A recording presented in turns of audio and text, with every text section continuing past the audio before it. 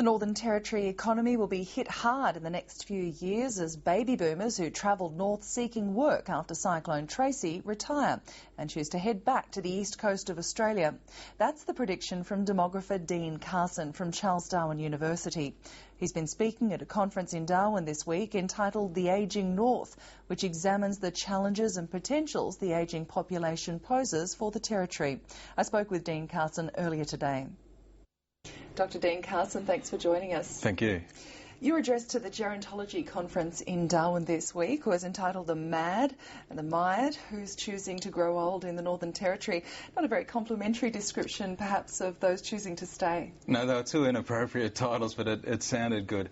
So on the one hand, we were looking at the mad, the people who are coming here when everybody else is leaving. So these tend to be people from fairly high socioeconomic status, good superannuation packages, all that sort of stuff. And the myad are those who don't have the resources to move away when everybody else is moving away. So that's where the title came from.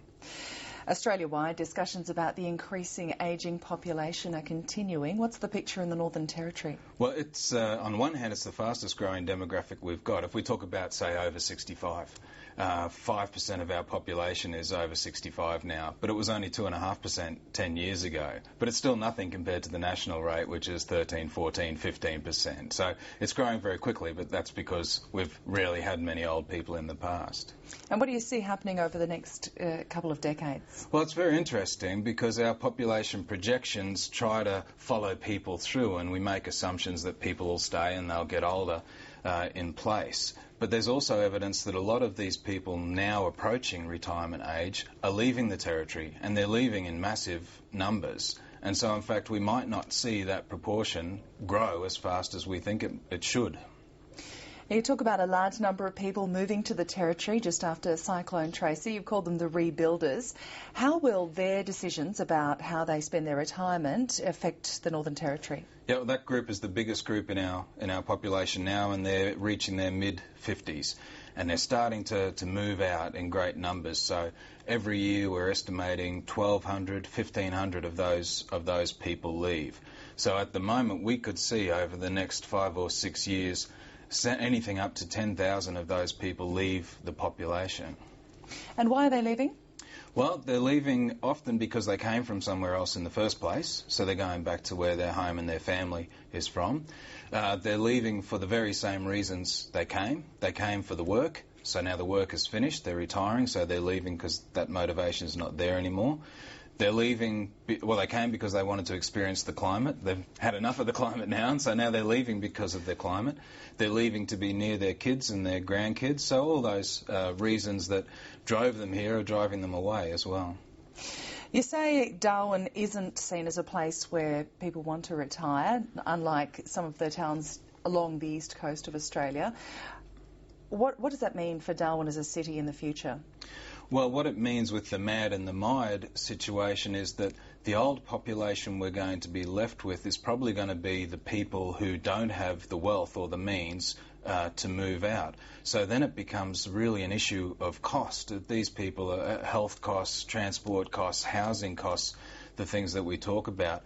Unless we can trap some of the young old, the people who do have the means, the money to make a real contribution in an economic sense to society, we're going to find a big imbalance in that. So talking about the end game, you're talking about a money and brain drain from the Territory. What's the impact in industry? Well, the money thing is quite clear. So the two big investments are housing and superannuation. So somebody's had the house in Darwin or Alice Springs, they sell the house, they take the profit, they invest it in South Australia or Western Australia or Queensland. Superannuation is the same. Businesses have been paying into people's superannuation over that period of time. That money is going to be spent somewhere else in Australia or somewhere else in the world.